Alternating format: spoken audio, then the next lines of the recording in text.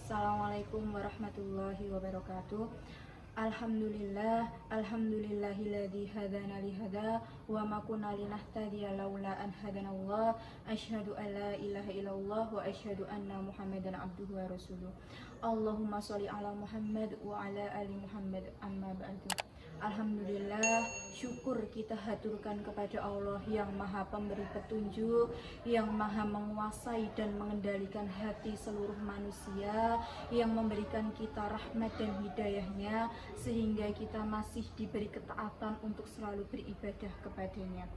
Tak lupa, salawat serta salam semoga selalu tercurah limpahkan kepada uswatun hasanah kita, Nabi besar Muhammad Sallallahu Alaihi Wasallam, yang akan kita nantikan syafaatnya di yaumil akhir nanti. Teman-teman yang dirahmati Allah, sering kita jumpai, kenapa sih masih banyak manusia yang sulit untuk beribadah kepada Allah, sulit untuk melakukan ketaatan kepada Allah, bahkan berat untuk melakukan taat kepada Allah? Kita sama-sama tahu jawabannya, karena kita dibekali hawa nafsu, di mana seseorang itu akan mengendalikan hawa nafsunya itu sendiri-sendiri akan berbeda. Jika yang mendominasi adalah nafsu kita, maka kita berkelimang dengan kemaksiatan, tidak akan pernah merasa bersalah, na'udzubillah.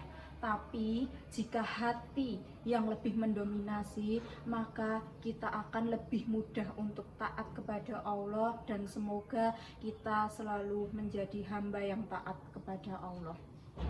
Nah, jika diperhatikan, sejatinya iman, Islam, dan taat kepada Allah itu adalah sebuah kenikmatan.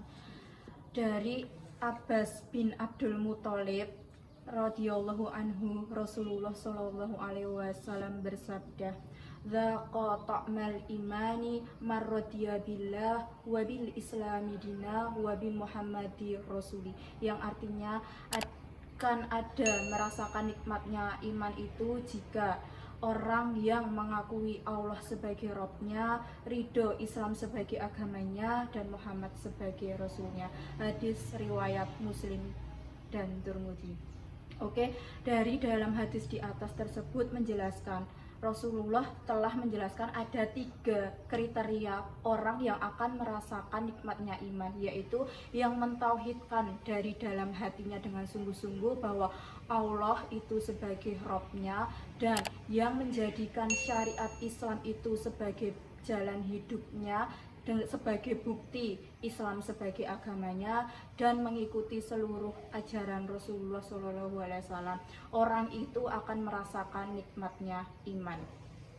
Oke, sekarang kenapa sih tapi banyak yang kita lihat masih banyak sekali orang yang sangat sulit, bahkan berat untuk menjalankan taat, mengikuti ajaran Allah, mengikuti ajaran Rasulullah? Itu kenapa masih banyak sekali, bahkan di lingkungan kita, bahkan termasuk saya sendiri atau teman-teman sendiri di sana.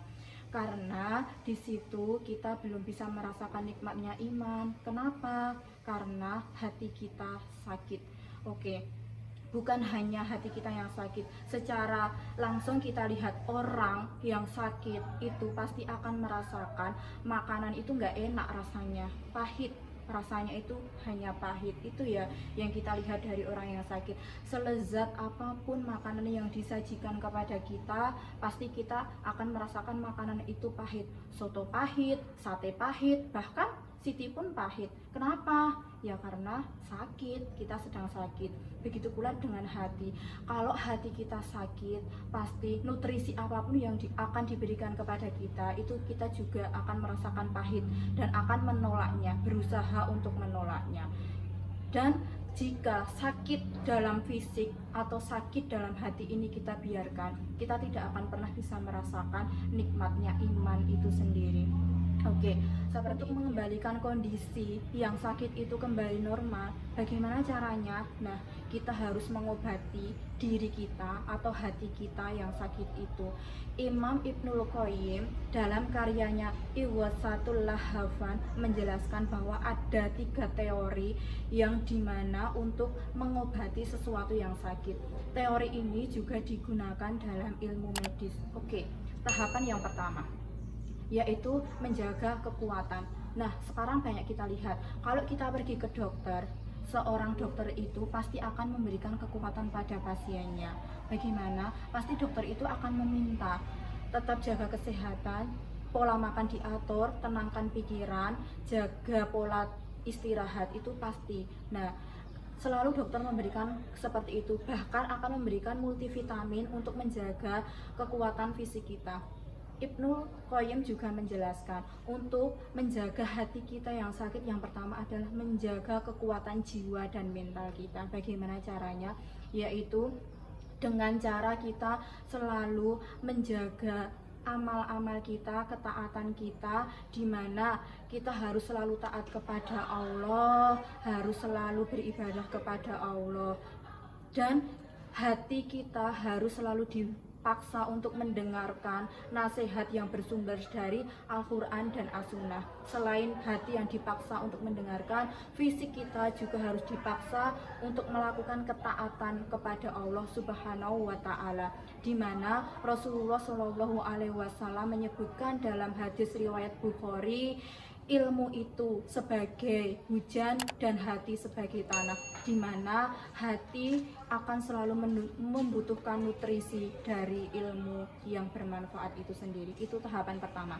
Sekarang tahapan yang kedua, yaitu melindungi pasien dari penyakit baru atau munculnya penyakit baru dan tidak menimbulkan sakit-sakit yang setelahnya.